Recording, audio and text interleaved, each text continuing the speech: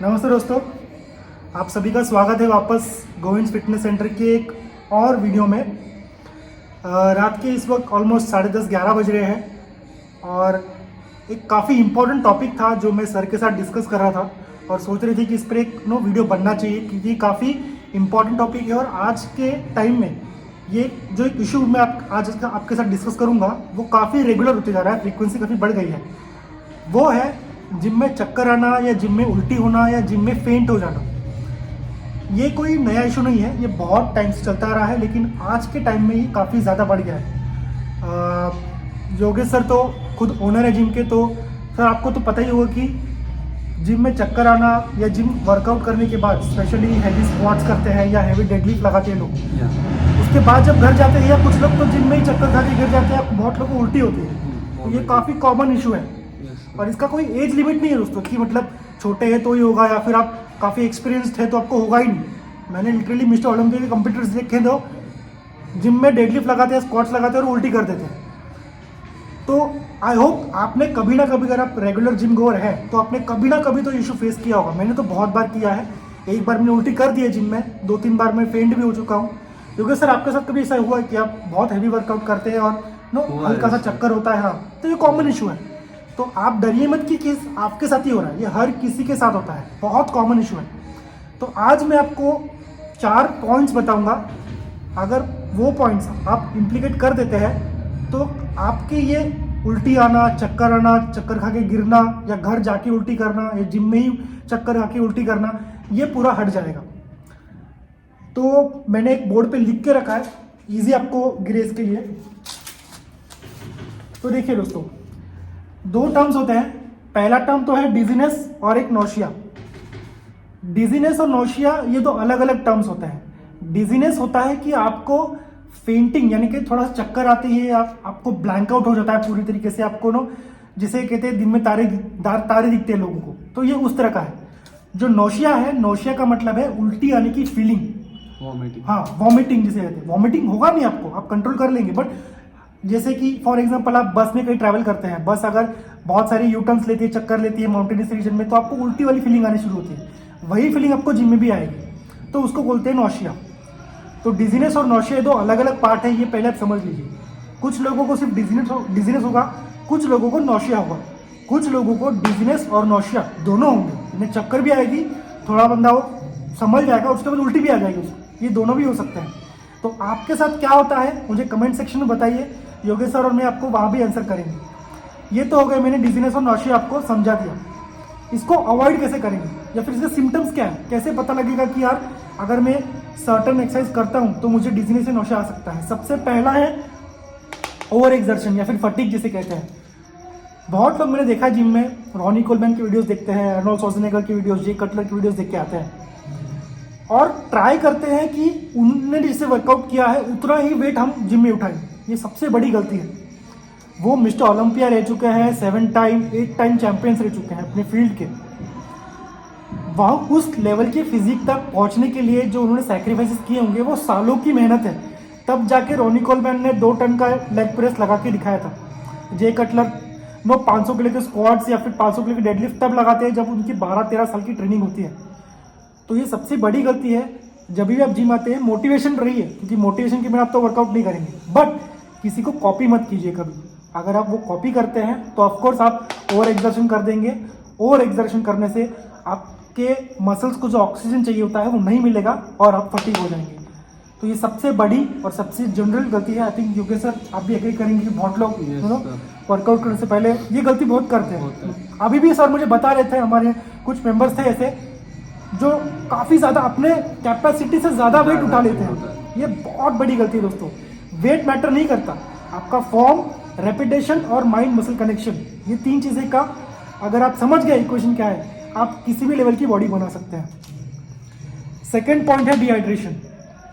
पूरे दिन में आप कितना वाटर कंज्यूम करते हैं नहीं करते, आपके बॉडी में सोडियम और पोटेशियम की मात्रा कितनी है, ये बहुत डिटरमाइन करता है।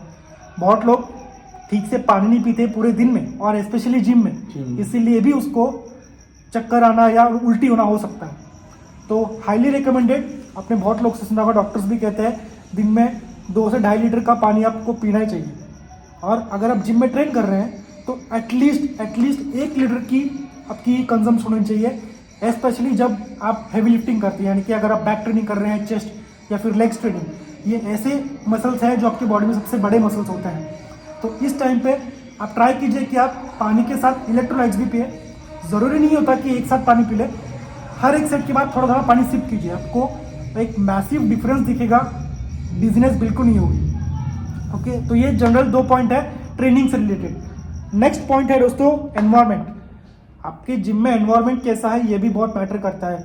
अब स्पेशली मैं समझ सकता हूँ, काफ़ी जिम्स अभी हाई एंड हो चुके हैं, आप भी देख सकते हैं पीछे, हमने भी काफ़ी हमारे जिम में चेंजेस किए हैं, जैसे हमने वेंटिलेशन के लिए या लाइटिंग कंडीशंस कैसे रखना है, जिम में एनवायरनमेंट फ़ैन कितने चालू होने चाहिए, पीक टाइम क्या होता है जिम में कि सबसे ज़्यादा लोग आते हैं तब जिम में किस तरीके से डिवाइड करते हैं मेंबर्स को, ये हम ध्यान रखते हैं, स्पेशली गोविंद जिम में तो ध्यान रखा जाता है।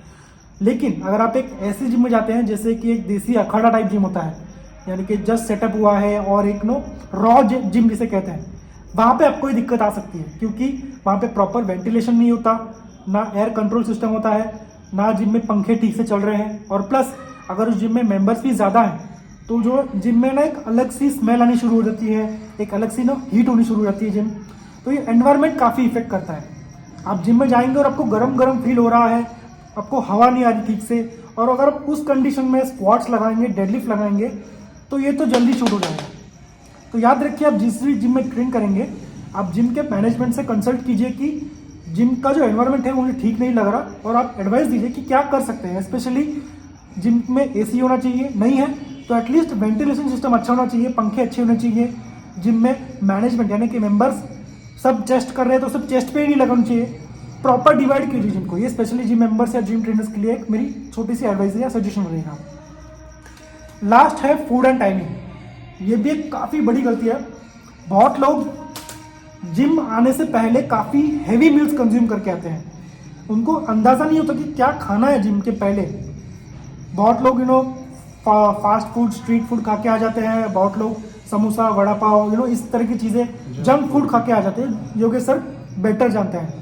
अगर आप ऐसी चीज़ें खा के जिम में आएंगे, वो फूड आपके स्टमक में ही रह जाएगा, वो डाइजेस्ट नहीं होगा।